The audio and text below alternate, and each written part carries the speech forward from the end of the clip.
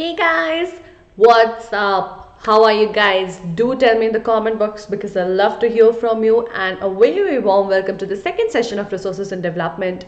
I'm Ankana, your social science master teacher at Vedantu, hoping that all her bachas are doing just amazing and taking good care of themselves. So let's get started. But actually, I was just thinking about this. I realized that usually people are approaching me with so many questions and problems that they are facing. And like there are multiple kind of problems like you have doubts, right? And your doubts, like where do you need to, how do you clarify that? Should you ask somebody else? Should you ask me? Should you ask in the comment box? Should you put it in the mail? So much of confusion, right? And how do you get notes? How do you make notes? Where do you get notes from for your examinations now that they're approaching? And now that your examinations are approaching, the tests and assignments, how will you manage with all of that? And what about competitive exams? It's not like it just ends there, like we're done with the board exams and we're done with our final semesters and we're done with our quarterly exams, but then what about the other competitive exams? Choice of schedule, how do we plan, ma'am? There's so many things to read and study about, right? Economics, geography, history, civics, oh my god.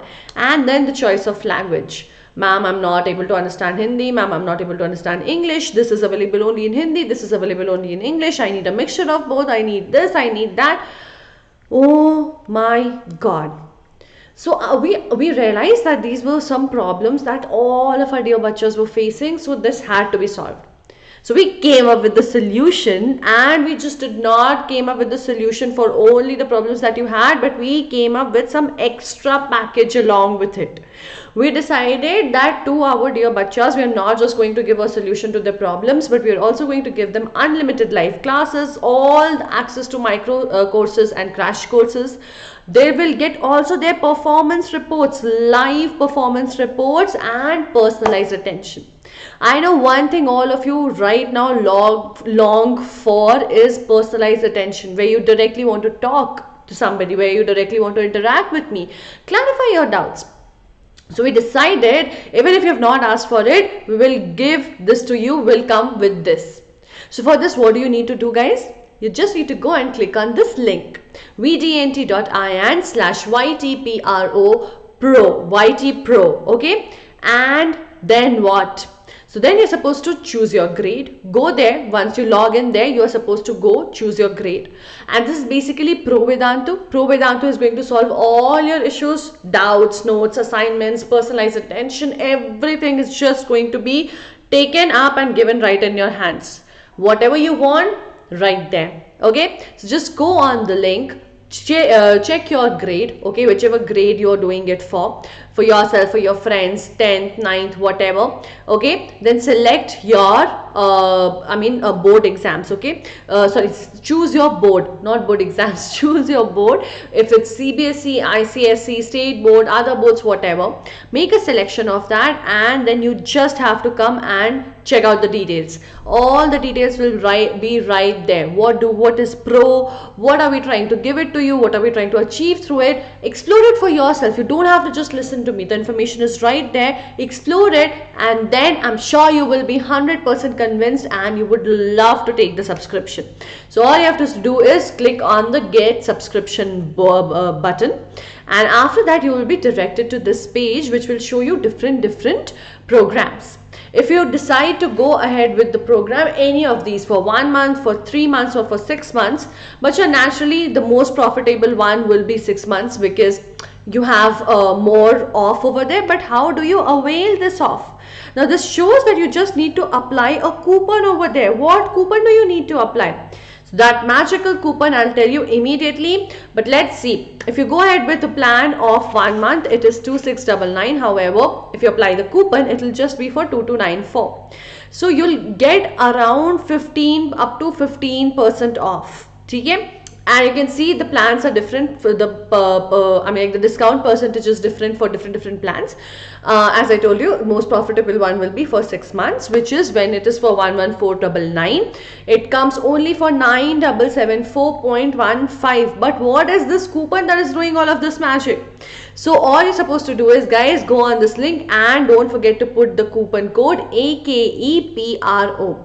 If you do not put this code, bacha, your discount will not be applicable and you won't get the benefits, right? So make sure you're noting down this code and getting the subscription and getting all the doubts, I mean, like all the doubts resolved, all the notes right at your doorstep, and not just that, all the bonuses that it comes along with, right? But just in case if you decide not to, no issues, we are already here for you and we'll try our best to help you in whatever way possible. Yeah, chalo. So let's get started, and we'll get started with the discussion of the answer of homework question given in the previous session. So the answer of the question is developed resources, and who has answered the fastest? Amya, Dharmendra Bhardwaj and Afia Malik. Congrats, my dear students. I am so proud of you. Guys, remember, your name can also be here. Don't forget to put the answer to the questions given at the end of the session very quickly in the comment box. Not just in the live chat, but in the comment box. And not just that, also like and subscribe the video and the channel. Okay, chalo, let's see what are we going to talk about today. So, bacha, we are going to discuss about sustainable development and resource planning. We're going to discuss about resource planning in India, conservative resources, land utilization, land use pattern in India, and land degradation and conservation measures. So majorly this chapter is going to focus on two kind of resources ultimately, which will be land and soil. In today's session, we are going to cover the entire, focus on the land, whatever it has related to that, about resources, about its utilization, about how it is getting exploited and degraded, all of it. But before that, we need to understand some concept which is of sustainability, which is of sustainable development, which is of sustainability. How, what, and how and what do we mean by sustenance?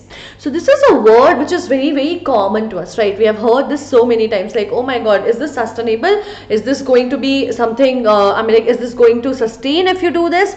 What do you mean by sustain? Sustain means something that can last for a longer period of time, right? So we are talking about development. Now, development is a wonderful thing. Development needs to happen. We need to keep growing. We need to keep developing. But is it wise to do it at a cost of something, at a cost of a person, at a cost of future, at the cost of anything for that matter? Certainly not. If I'm going to have a success, if I'm going to have, if I'm going to develop my, let's say, life or anything, I cannot do it at the cost of anything else. I cannot do it by damaging anyone around me, without, by hurting anyone around me. And that is the whole concept of sustainable development as well. So the idea is that we have to keep developing, because that's how it's supposed to be. That's how we are supposed to be. That's how human world, entire society is supposed to be growing and developing. But it should not be by damaging anyone else. It should not be at the cost of anybody else. Development should happen for the present, but it has to be kept in mind that the future is not being sacrificed for this. And this is known as sustainability. This is known as sustainable development. And how can this be achieved, bacha? How can we make sure that we are making the development sustainable? We are not destroying the the present or the future. So this can only be done with proper planning. If you decide to plan for your growth, you have to see that whatever you're planning is not affecting you, is not affecting anyone else, is not affecting your present in a bad way, is not affecting your future in a bad way. It's only going to be positive for everyone, and that is how we will design the plan. So that is known as sustainability. Now, what happened? The world leaders, everyone around the entire world, realized that the kind of development that was happening was not very healthy. It was somewhere damaging the future. It was being done at the cost of the future, because, of course, human beings, selfish beings, are only focused on themselves. So we were doing at the cost of the future generation. So then the world leaders decided that, hey, this cannot work. Okay, we need to figure this out. So the leaders of 100 nations, about 100 nations, 100 states, came together in something called NCERT. Okay, and they met at Rio de Janeiro in Brazil in 1992. And what did they decide to do over there? So this was basically called Rio Earth Summit. This was the first summit that happened with the agenda of achieving sustainable development across the world, globally. Okay, and the idea of this was this meeting was to sit there together and to plan how to achieve sustainable development without costing the future generation anything, to solve the problem, because we have actually started exploiting things, depleting things to a level where it cannot be unchanged, it cannot be undone. So people decided this problem of has to be solved. We have to protect the environment.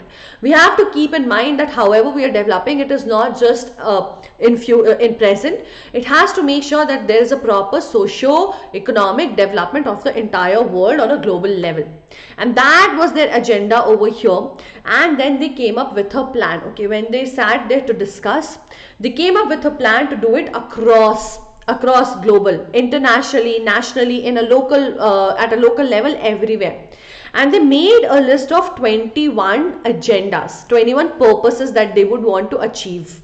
Okay, and as I told you, this was done at UNCERT, which is United Nations Conference of Environment and Development. They decided that the sustainable development is something they had to address, they had to take care of, and they came up with this agenda, which is also called Agenda 21. They came up with this great enhanced comprehensive plan where they discussed various topics, 21 things they listed out which fell under this Agenda 21, which was to address different aspects of problems of the society that was happening, which was also related to development, which was also related to nature, everything, poverty, development, nature, resources, protection, conservation, all of it. Okay, and that is what they discussed, and they came up with Agenda 21.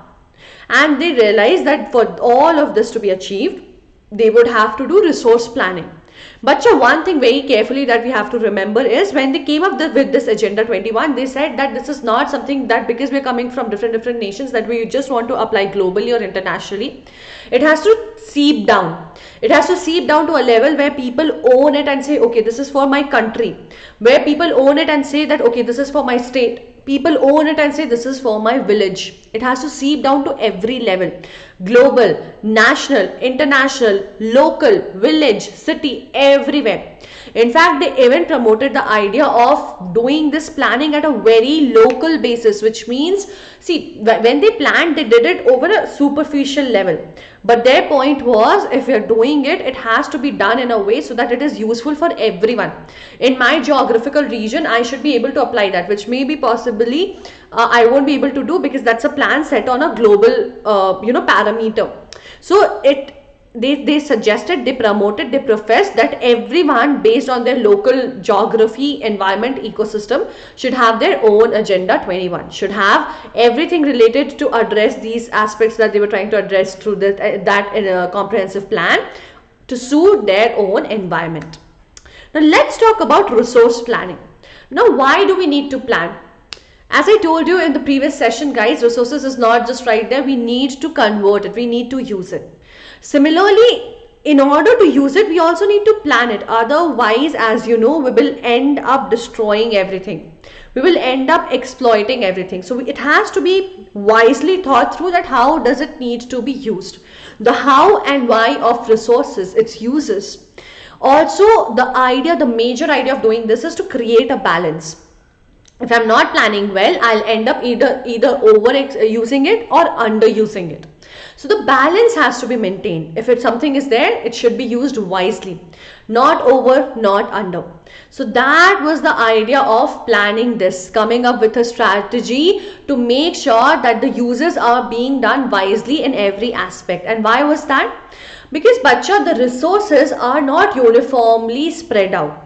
Some places have more of it, some places have less resources, right? Some regions would lack in certain resources, whereas some regions would have it in abundance. To make sure that we are using all of it together efficiently, not over exploiting or not underusing it in different places, to create the balance, this planning is very important. Okay, For example, as I was telling you, in Rajasthan, we have a lot of wind energy, we have a lot of solar energy, but naturally they lack comparatively, the water resources are less over there compared to the other parts of the country. So we have to be very, very cognizant of the fact that how to use all those energy that's available there, and how at the same time manage it with the other lacks of energies or resources that is not there. Arunachal Pradesh has a lot of water resources, but it lacks infrastructural development, unlike Rajasthan. So you see, Rajasthan has more of wind and solar energy and lacks water resources, which is there in Arunachal Pradesh, but infrastructural development is not there. Ladakh has great cultural resource, but infrastructure and water is not there. So the idea was to balance the resource and make a plan which is keeping that equilibrium everywhere, okay, in terms of nation, state, regional, local, every level it is being achieved. Now we're going to talk about resource planning in India. So although this summit had happened, this Rio de Janeiro summit happened in 1992, and that's where they decided, okay, this is sustainable development is a part which every country will have to keep in mind while planning their development, planning their future plans, how they're going to go ahead. India had already done it. Okay, India had already prepared for it, but how? How do we do that? What is the process that we follow? So the process that is followed, and I'll come back to the point like why we had already done it. So the process that is followed, and that goes for every planning for that matter. That's a very basic thing. If you want to plan on something, okay, let's say you want to cook something, okay, then you will first of all do the very first thing is, what are certain things that you want to cook. You look out for recipes, you look out for what are the things that is available in your kitchen in order to achieve that, in order to be able to cook that recipe, right? So you will first of all identify what you want to eat, what is that recipe that you want to follow, and then you will check whether you have all of these things that is required for that recipe or not in your kitchen, right? So the same thing we do in the process of resource planning as well. We first of all identify, okay, what are the different resources that is available for me, and then I make a list of it. Okay, I make an inventory. We have given a fancy name to this called inventory. It's basically the list of resources that's available. It's the list of ingredients that's already there in my kitchen. And how do we do this, bacha? So we do this by surveying. We do a lot of surveys, we do a lot of mapping, quantitative, qualitative, all kind of estimations. Okay, now my plan is ready, but I feel like, okay, this recipe is not very, it's not going to suit my use. I may want to it says that I need to use coconut, but I don't like the flavor of coconut, so I'll have to improvise, I'll have to evolve this. So in order to evolve this, I'll also have to see whether the different steps that has been mentioned in the recipe is possible for me to execute or not. What if they have asked me to, let's say, barbecue the chicken in the recipe? I don't have a barbecue machine. How will I grill it? I cannot. So I will have to evolve my planning structure. I'll also have to see whether do I have enough technology? Where do I have enough skill to process it? It's possible that I may not. It may be asking me to grade something, but I don't know how to grade in the first place, or I may do not have the equipment or the technology to grade something. Correct?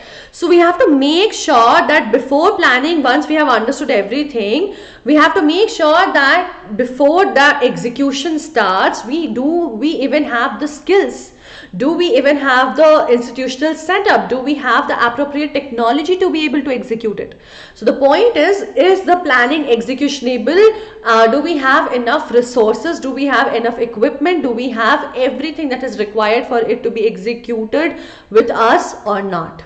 Okay, and that is basically evolving a planning structure. And after that we do a matching. Okay, I know this is my recipe, I know this is what I have. Now I need to do a match.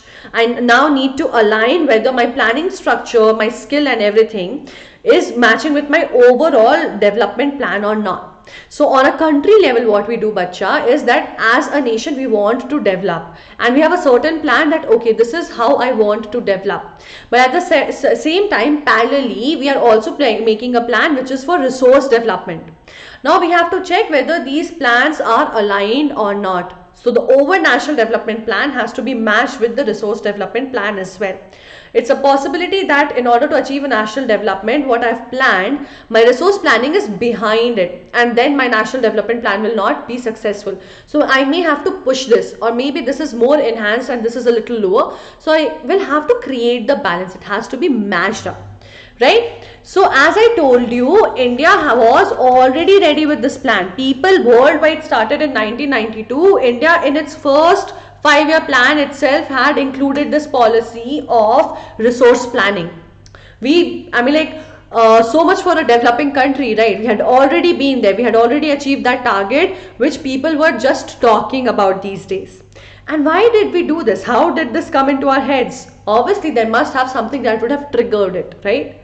Britishers. Answer to all the questions these days is Britishers, right? And how and why? So guys, it's not like railways, they had gifted it to us or they had taught it to us like English language. No. We learned it by watching them exploiting us and the resources around. We realized it because of the colonial rule. They made us conscious about the fact that just having the resources available around is not enough. We need to have the good quality of human resources as well to avail it. We need to have good technology also to avail it. Otherwise, someone else will come, avail it and exploit it and go. So because of this exploitation, because these resources were always with us, they never went anywhere. But we did not have the good human resources, the brains, the technology to use it. Somebody came, showed that to us, exploited us and went away, and that's how we realized this. So right from the moment they left, we took care of this in the very first 5-year plan itself. Now something very exciting is going to happen today in the evening. PV Sindhu is going to come and talk about the art of winning. And I'm sure you would love to hear her saying that, because I certainly would. I'm not going to miss that session for the world. Make sure guys that the link is right there. You can see here. You just copy the link from here. You just have to click on this link at 7 p.m. today. Make sure that you are joining this session. It's going to be super duper exciting. I'm sure you guys have enjoyed the session with Deepika Padukone and Vidya Balan as well. It's going to be equally or maybe even more better than that. I will see you there. Let's move on forward and talk about conservation of resources. Now, why do we need to conserve the resources first of all? Resources are there. Let's use it. We cannot. Okay, and that's the problem. That's the problem with human beings. We do not know when and where to stop. We become, whenever we start getting something, we start taking it so much for granted, and we don't know where to stop because we are so selfish, we are so self-centered that we forget to look beyond the present and now and our needs in the moment. And that is why conservation is required. But it's not just that, conservation is also required because no matter how much in abundance the resources are, at one point it's going to get exploited, depleted and over. And I think this is a discussion that we had in the first session also, that people think that these resources are gift of nature and we can just use it as much as we want, but it's not like that. We cannot do it, and that is why it becomes necessary. It becomes necessary for us to not have an irrational consumption and overutilization of the resources, which will lead to different kinds of problems. It's not just that the problem will be faced by the future generation, but even in today's world we are having so many issues, right? So Gandhi ji had already guessed this. Gandhi ji is our guru. He knew everything. Okay, right from nationalism to this part, this man was a genius.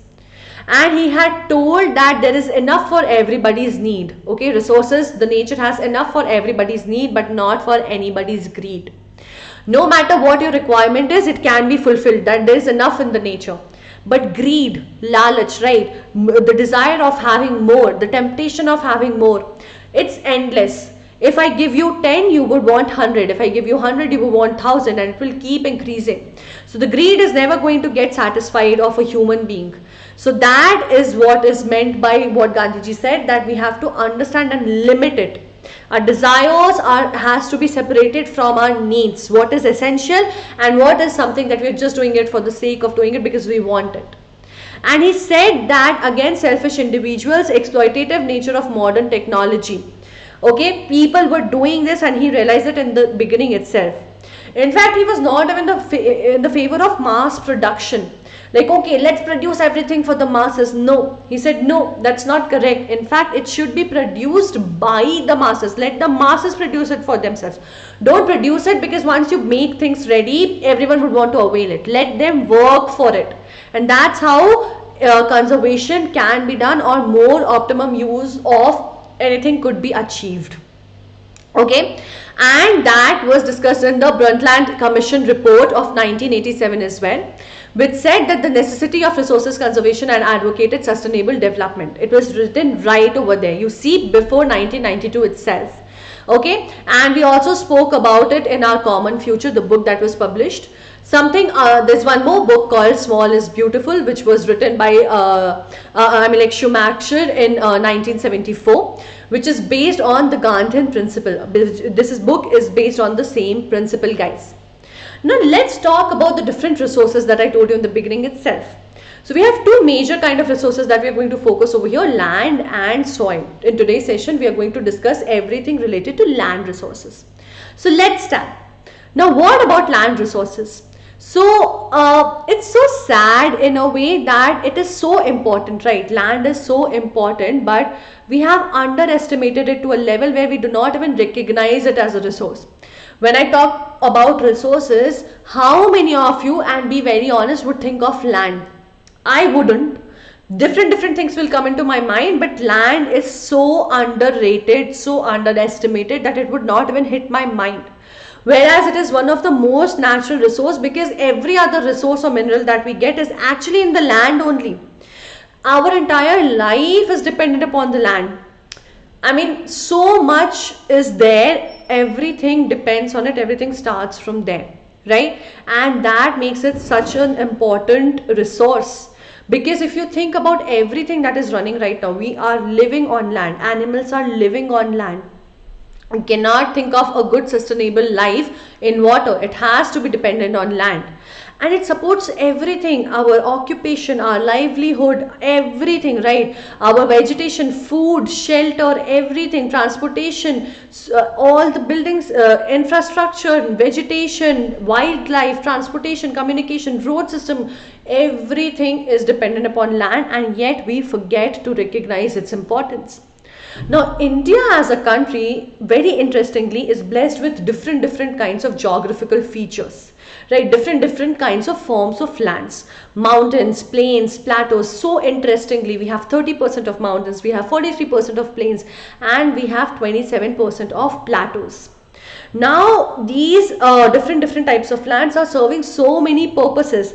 These 30% of lands are giving us gives us great tourism, forestation. They have so much minerals into it. They gives us the river, right? Himalayas gives us those perennial rivers, which is giving water to the entire nation.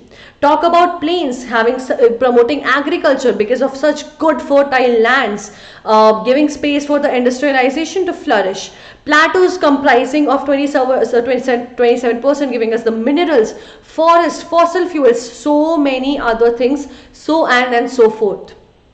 And yet we forget to realize its importance and keep exploiting it. Do not even bother to take care of it, because everything is built on it and it's so much everywhere. We've got so used to it that we forget to acknowledge its presence, its importance.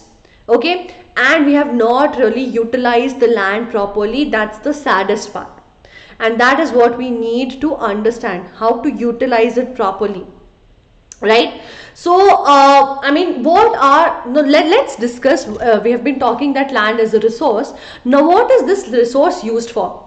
So major resources, major uses, if I talk about forestation, forest, a lot of land goes into forest, right? And then there is second type of land which is not available for cultivation. So some part of land is available for cultivation, some part of it is not. The part which is not available for cultivation, what happens to that? It is either barren or wasteland. We cannot use that land. It is not really fertile, or that land has been put to a non-agricultural use, right? Why? Because of course, as I just told you, everything depends on land. We have buildings, we have houses, we have schools, roads, factories, everything is built on land only. So though two very simple uses are there, though बहुत simple सी uses है, forest, and then the rest of the land falls under which is not cultivated. It could be a wasteland, not used, barren, infertile, or land which is used for non-agricultural purposes. Now, what are other types of uncultivated land, guys? Okay, it's not just these two that basically defines it. It's not so simple. So there are something called pastures and grazing land. Now, India is a huge country, and major part of it depends on agriculture and cattle rearing, you could say. So we have in so many, especially in villages or underdeveloped areas, which is which is countryside and villages, a lot of people have a lot of cattle. Now, where will these cattle get feeded from? So there are lands which are permanent pastures or grazing lands, because the cattle also needs to feed themselves. So these lands are used for that purposes. Then of course the lands under miscellaneous tree crop groves. Now, what are these? Now, we do not take them under net zone area. Now, you would be thinking, ma'am, what do you mean by net zone area? We have not discussed this. Yes, we have not discussed this, but we will discuss this very soon, guys. Don't worry. So let's first talk about miscellaneous tree crops groves. So basically, miscellaneous is random, right? And what do we mean by this? So anywhere, any land, roadside, all these places which are left, there are bunch of trees that come up there on their own. Nobody has planted those trees. All these areas, when you're passing through somewhere, when you go to jungles or go to some random places, some land that has been left idle will have trees in a certain period of time over it. All these areas are considered as miscellaneous tree crops groves, okay? And we do not take it under the cultivated land, under the count of the cultivated land. And that is what net zone area is. I will come to that in detail. And then we have culturable wasteland. Now, what are culturable wasteland, bacha? So lands which have for one or the other reason purposely have been left uncultivated, which we have not utilized for cultivation, for agriculture, for more than 5 years. It has to be more than 5 years. If it has not been used for 5 years and more than that, then this land is known as culturable wastelands. Now, other type of lands are fallow lands and net zone area. Now, what is fallow lands? So, fallow lands are lands which are left less than 1 year for various purposes. Now, you might be getting a little confused, ma'am. Current fallow, net zone area, fallow lands, current fallow lands. We just discussed that, okay, they're known as culturable lands, right? But bacha, there was a clause over there, if you remember. It said more than 5 years. We are saying current fallow lands are lands which are not cultivated in less than 1 year. It could be because we have just cultivated it and we want to leave it for, having its nutrients back, for replenishment, for the nutrients to be, for the land to breathe and be fertile again. Or and the second type is left without cultivation between 1 to 5 years, okay, other than current fallow lands. Now, these lands, as I told you, culturable lands, for it to qualify as culturable lands, it has to be more than 5 years. If it is less than 5 years, then we divide it into two, which is less than 1 year falls under current fallow lands, and the rest are the lands which has been left uncultivated for similar purposes between 1 to 5 years. And then we have finally come to the topic which I discussed in the previous slide, was net zone area. What do we mean by net zone area? So, bacha, area that is sown, which means cultivated, where sowing is done, where plantation is done, where you can say harvest is going to be cultivated in one agricultural year is known as net sown area. But sometimes what happens, the same area is cultivated multiple times in a year, right? When area is sown more than once in an agricultural year, then that total is known as gross cropped area, okay? The area with net sown area and done multiple times is known as gross cropped area. Now, how do we use land in India? Now, we were just talking about why did we fail? Okay, guys, I just want to quickly come back here and I want to tell you, we discussed that we failed to use the land properly. And why has this happened? Because these are the major reasons, because we have sometimes left it uncultivated, because sometimes it had to be left to replenish the nutrients, and all of these reasons. Now, that was in general utilization. How does the pattern of utilization look like in India? So in India, it is determined by two factors, okay? By the physical factor and by the human factors. Both of these things matter. Now, what are physical factors? It could be the type of the soil, it could be the climate, the weather, topography, all of these things. And then are the human factors, which is population density. What kind of population do we have? Do we have enough technology or not? What culture and tradition, etc., is being followed over there? This is what determines how do we use the land. Right, if it is in a village, naturally it will be more towards the inclination would be more towards agriculture for the uses of land. However, it will slightly vary in cities and towns, right? Over there, naturally people will, because that's the culture over there, and that is the human factor determining it. Of course, physical factor is also there. If the land is not very fertile, despite of being in a village, it cannot be cultivated. So both of these factors matter. What is the culture? What is the physical factor? Now, total geographical area of 3.28 million square kilometer is what we have in terms of land in India. But the data shows that we have only been able to use 93% of it. Just so you know why we cannot say that what happened to the rest 7%. So we have not completed the survey for a lot of regions like the northeast or some other parts. And there are also multiple other factors because of which we do not have the proper data for the rest of the 7%, but we have it for 93%, and let's see what has been happening in that 93%. Now, what is the problem that we are facing right now? Okay, so one major problem is, let's talk about permanent pastures. If I talk about pasture land, grazing land, what is the problem over there? It has been constantly decreasing. Why has it been constantly decreasing? Naturally, population is increasing. People are poaching the lands, right? People are basically covering up the lands which belongs to the nature, which belongs to the animals, which belongs to the cattle, birds. We're taking it under and converting it into concrete jungles, using it for our purposes. See, that's the problem. That is why we need to conserve resources, because we are being so selfish. Excess of anything is bad, and we are doing it in excess. We are exploiting everything in excess. Correct guys, right? So although it has been decreasing, we have somehow till now managed to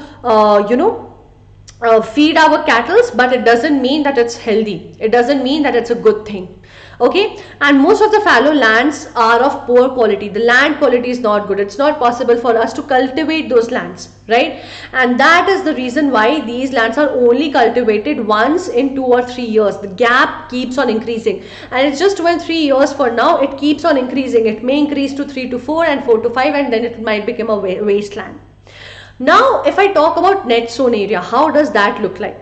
Now, it is of great variety. Now, India is not diverse just in the sense of culture, traditions and language, but even in the type of land forms. By nature also, it has been determined to be a very diverse land mass. So what happens, and why am I saying this? There are places in country which are highly cultivable, okay, where 80% of the total area is net sown. For example, states like Punjab, Haryana, West Uttar Pradesh. Whereas we also have places where only 10% is the net sown area. Places like Mizoram, Manipur. So hilly areas, places which are not very fertile, all these areas, deserts, it gets very difficult. For that matter, even islands gets very difficult to cultivate and results in only 10% of net sown area, bacha. Okay? Then of course we have forest area. Now, as per the National Forest Policy of 1952, it was declared that we should have at least 33% of the land covered in forest. The geographical area, 33% of that 3.28 million square kilometer should be forest. But we have even failed to do that. It's just 27%. And when it comes to this bigger area, that 5% that we are lagging behind is, that 6% that we are lagging behind is huge. It's huge. Why? So what do you think? Why was the reason? Why was it said that 33% of should be of the geographical area should be under forest? There was a reason behind it. There was the reason of ecological balance. There was a reason of livelihood that would depend on it. And based on all of this, it was decided that it should be 33%, but we are even lagging in that by 6%. So you can imagine the kind of imbalance it would create, the kind of hardships people having their livelihood dependent on it would face, right? And then comes the wasteland. So what are wastelands? So wastelands are basically deserts, arid areas, rocky areas, places you cannot use for cultivation. Okay, and then also the areas which are not being used for agricultural purposes, being used for roads, for settlements, for buildings, for infrastructure, for railways, industry, and etc. And all of this is leading to degradation. So we're now going to talk about reasons leading to the land degradation and how can we conserve this. Now, why is the land being degraded? How? I mean, like, what is leading to the degradation of land? So one very simple thing is very clear, right? That everything that we need, 90% of that is satisfied by land. We need food, we need clothing, we need shelter, है ना, रोटी कपड़ा और मकान बोलते रहते हैं ना. All of the basic needs, 95% of our basic needs, basic amenities has actually been satisfied by land. And our activities, the human activities obviously is not thought through, and it keeps on increasing the exploitation and the damage that we are doing to the land. We keep on increasing the pressure, the burden on the land, on nature. Example could be mining process. We mine the lands and we leave it at that. We destroy it and that becomes useless. That ultimately changes into a wasteland. Right? Then what we're doing is we're disposing the industrial effluents and wastes in land, which is creating pollution, not just of land, for water as well. And I don't understand why humans are not able to process it and come up with this. And now we are becoming more and more aware. However, it still keeps happening. But when it started, people just did not take this into account, the kind of destruction they were doing to nature. And these are the reasons why land is degrading.